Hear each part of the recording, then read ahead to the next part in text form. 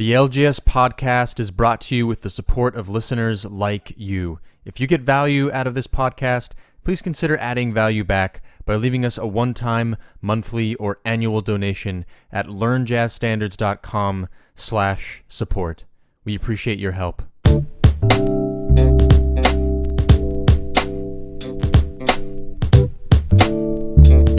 All right, what's up, everybody? My name is Brent. You're listening to the LJS podcast. If this is your first time listening, I want to give you an especially warm welcome.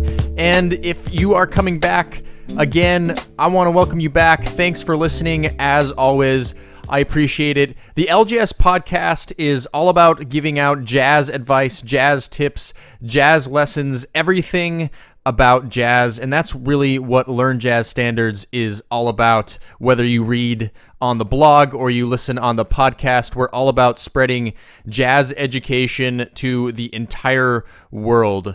So on today's episode 40, yes, it's the big episode 40 for us today, I'm going to be talking about an important jazz improv technique and how to use it. Very excited to talk about this particular technique.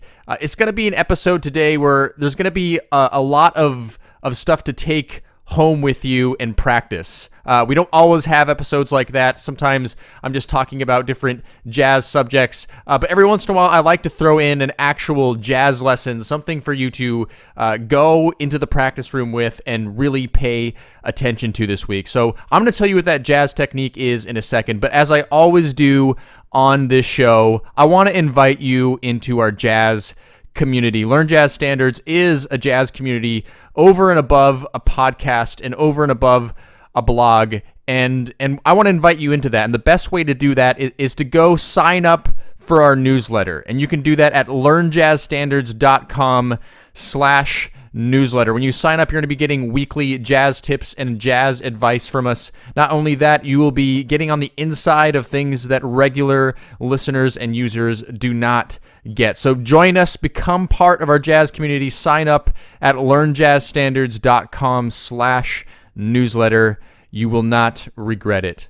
Okay, now for today's episode 40, like I said, we're going to be talking about an important jazz improv technique, something that you can practice with. Now, I want to mention for those listening on iTunes, YouTube, that in the show notes, there's going to be a lot of examples of what I'm talking about today. I will have audio examples for you in the show for you to listen to, but I know, especially with this particular concept, it can be really helpful to visualize what I'm talking about. So if you want to go check out the show notes, go to the website, go to learnjazzstandards.com. In the top menu, click podcast, and then find this episode 40, and you'll see all of the musical examples that I'm giving out today in the show notes. Very important if you're not doing that. If you're not able to go to the website right now, just keep this reference for later. Go ahead, you can listen to this episode, and then if you'd like, check back to the show notes later.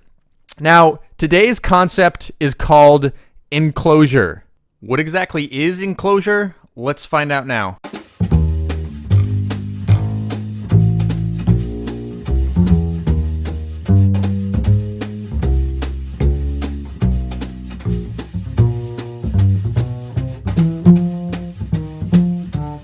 Okay, let's talk about enclosure. Now, what is enclosure? Here's a good definition for you. Enclosure is the process of approaching a target note from above and below, either diatonically or chromatically. It's a common technique used in jazz language. And let me just speak to that really quick. Whenever we're talking about music theory, chord scale theory, any of that kind of stuff, it's a way for us to conceptualize what we're actually hearing in jazz music. If you want to learn jazz language, you of course have to go to the recordings, and you of course have to listen to jazz greats, learn the music by ear in order to really truly get it. But when we're talking about music theory can be used to help us conceptualize what we're hearing, and that's essentially what enclosure is. It's helping us conceptualize sounds that we are hearing. So one more time, let me read to you the definition of enclosure. Enclosure is the process of approaching a target note from above and below, either diatonically or chromatically. Now, to fully understand what enclosure is, you need to understand what I mean by a target note. Okay, a target note is simply the note you plan on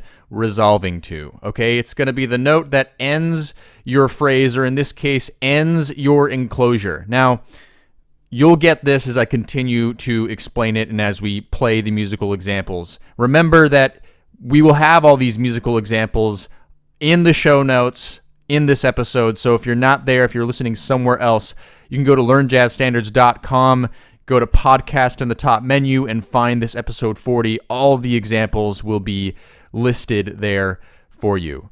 Okay, so what would a target note be? Now, a great target note is often the third of a chord. Let's say we're playing a C major 7 chord. Well, what is the third of that chord? The third of that chord is E.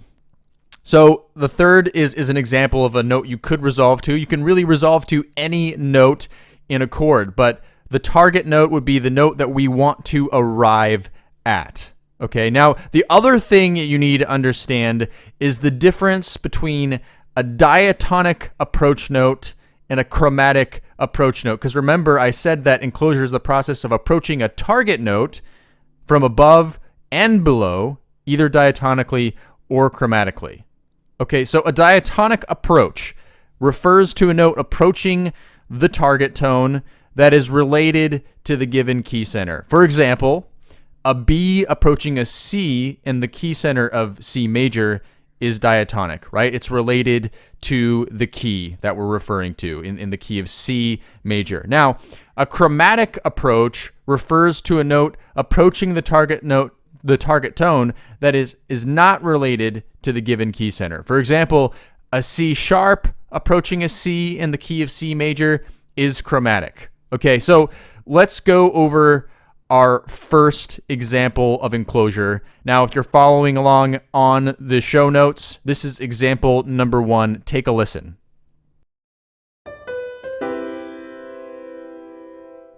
Let me play it for you one more time. I'll always play each example twice.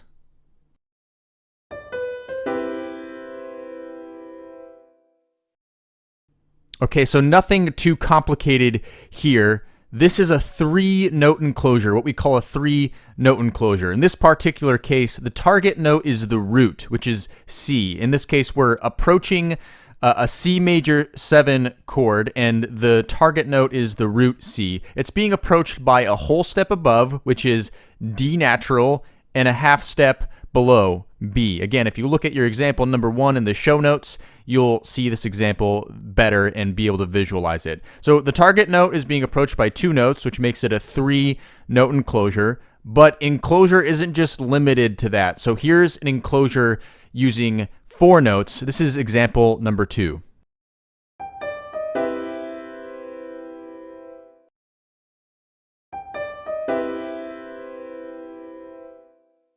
Quickly note that the approach tones are, in these examples so far, acting as pickup notes into the beat 1 of the measure of the chord we are targeting.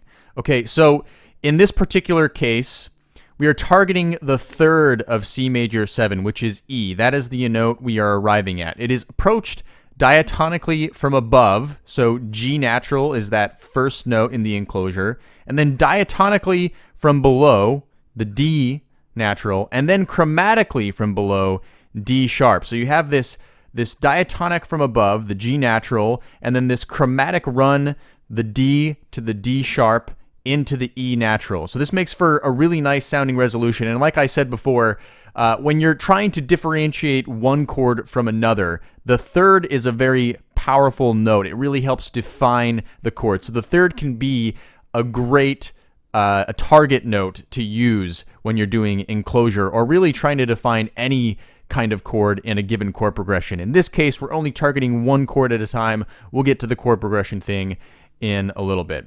Okay, so we can also use an enclosure where the target note is played twice. So far, we've only had the target note being played once. So here's what that would sound like. This is example 3.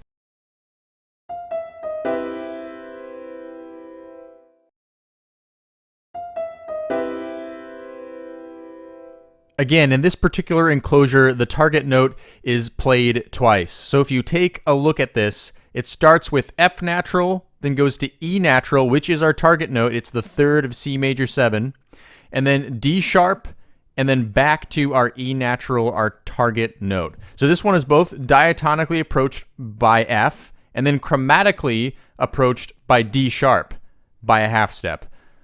Okay, so there's many possibilities for Enclosure, as you can see already. Most of this is fairly simple concepts. It's a lot about application. Before we go into a little bit more application, let's talk about one other kind of Enclosure we haven't talked about, and that's approaching starting from below. So far in all of our examples, we've started our approach from above the target note. So now we're going to approach from below. So here is example number 4.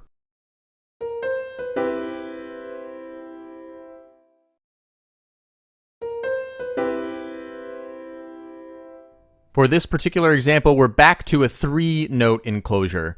So this one, in this case, the 7th, the B natural in the C major 7 is being targeted, and it's being approached chromatically from below. A sharp is where it starts, and then diatonically from above, C, in half steps. Okay, so it's not too difficult of a concept, but the real question is, how do we start getting Enclosure to come out in our playing? How do we actually apply Enclosure? Because so far we've looked at it over just one kind of chord, a C major 7 chord isolated by itself. How do we actually apply this and start getting this into our playing? That's what we're going to go over next.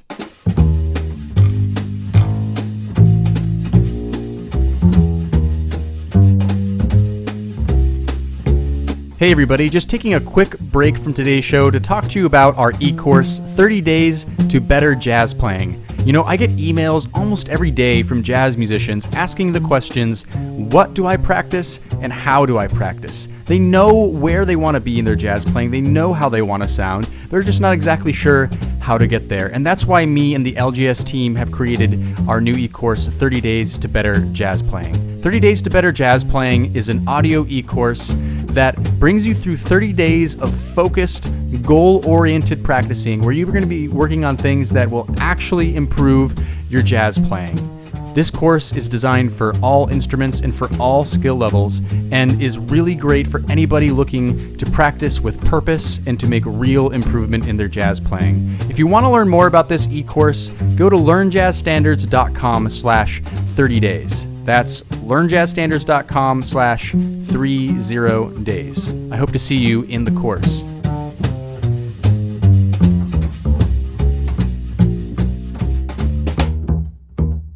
So the question is, what can we do to get Enclosure to come out in our playing? How can we actually apply this? So there's really 3 ways I think that we can practice Enclosure patterns, okay? And the first way is just simply by isolating single chords, which is exactly what we just did. We just did that over a major 7th chord. Now you can do this, of course, for all kinds of different chords, any of the different 7th chords that you can think of. You can do this for minor 7th chords, dominant 7th chords, half diminished chords, diminished 7th chords. You can apply this concept of Enclosure to all those different kinds of chords. And so I encourage you to think creatively and to sit down in your practice room and just kind of dissect this idea of Enclosure like we just did and try out different ways you can use Enclosure. We're using 4-note enclosures and 3-note enclosures to figure out ways that you can approach different chord tones of these chords. And again, you don't have to just stick to the thirds. You can try other different chord tones like the 5th or the 6th or the 7th. You can try all kinds of different things, be creative with that, and isolate single chords. Now, the second way that you can apply Enclosures is to scales. Okay, use scales. Now, this not only is really great for your technique using Enclosures and, you know, kind of taking your scales to a creative level, it also will help you start getting this concept into your muscle memory and into your instrument and into your music.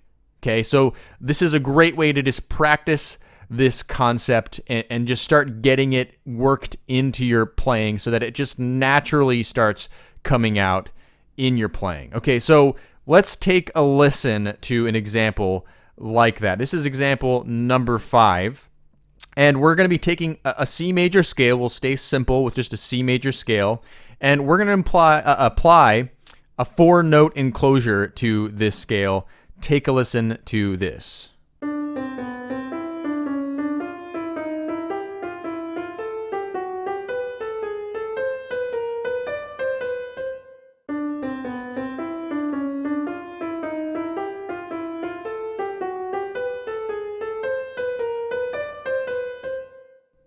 Okay, so the enclosure pattern being used in this particular scale is the same as the example number 3, where the target note is being played twice. Okay, so notice how the target note walks up the C major scale. If you're on the show notes, the first target note is C, so the target notes are really walking up the scale, but the enclosure pattern starts before that. So it actually, if you're looking at just the first measure, the first target note being C, it starts on D, which is the second, so it goes D, C, which is the target note, and then B, diatonic approach note, half step to C. That's the first enclosure. And then the next enclosure, it targets the D, which is the second tone of the scale. So it starts on E, okay, then it goes to D, then it goes down to C sharp. So now it's a chromatic approach back up to the D. So the target note is being played twice, and it just walks up the scale like that. You can learn that by ear, or I would suggest going to the show notes and taking a look at that so you can get the idea. Now, this is a great thing to practice, this scale and this enclosure pattern over this particular scale. And of course, to take this even further, you would apply other scales to this. Your natural minor scale, your melodic minor scale, your mixolydian scale. You can do your Dorian mode, all kinds of different scales. You can apply this concept to it, and it's a great thing for your technique. And it's really ultimately a great way to start getting this concept into your muscle memory and into your music. Okay, so the second way to apply enclosure is onto scales. Now, the third way we can apply enclosure is over different harmonic contexts, right? Just singling out a chord or a scale, that's one thing, but to apply the concept into, per se, a chord progression like a 2-5-1, popular chord progressions in jazz, 1-6-2-5-1, 2-5-1. You could even apply this over song forms like the blues, or you can make enclosure exercises over entire songs. But this is a great way to start applying this even further. So for this last example, I'm going to give you example number 6. I'm going to give you a 2-5-1 enclosure. Okay, so it's enclosures over a 2-5-1 chord progression, and it's going to be targeting the third of each chord. So take a listen to this example 6.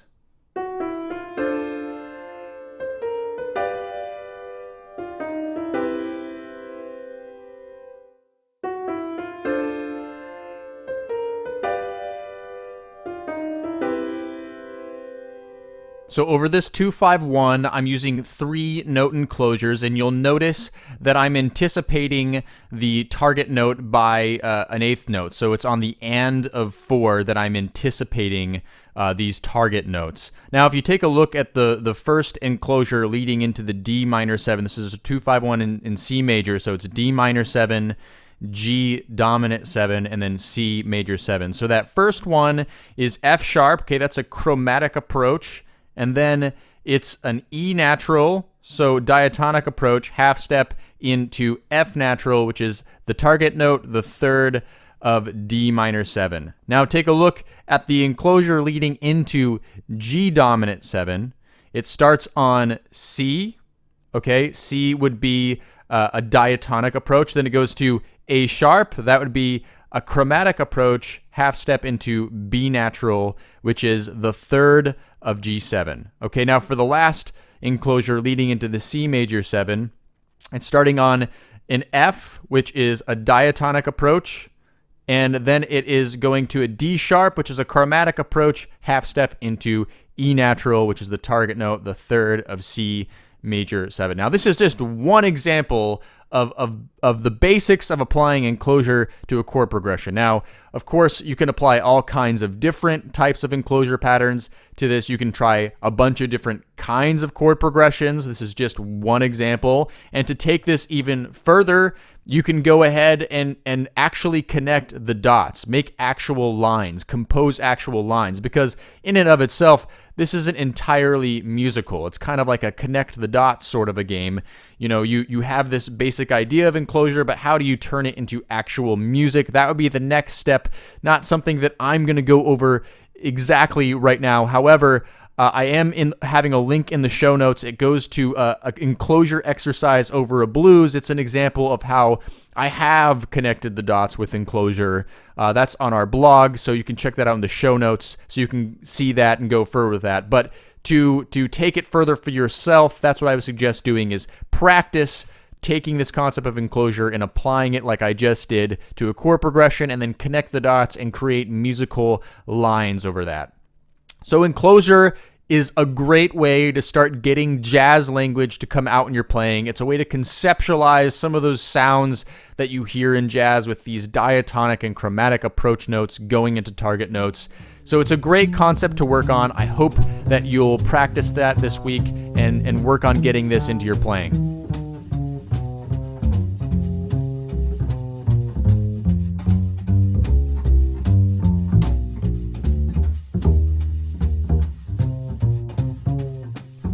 All right, that's all for today's episode. I want to thank you for listening. Thanks for tuning in. And if you have anything else to add for today's lesson on today's episode 40, if you're on the website, you can go to the comment section, leave us a comment, and let us know what you think or if you have anything else to add. Now, remember, if you got value out of today's podcast episode, consider adding value back by leaving us a one-time, monthly, or annual donation. It helps us to continue the production of this podcast, so we appreciate your support. You can go to learnjazzstandards.com/support. Now, we're going to be coming out with episode number 41 next week. I'm looking forward to seeing you then.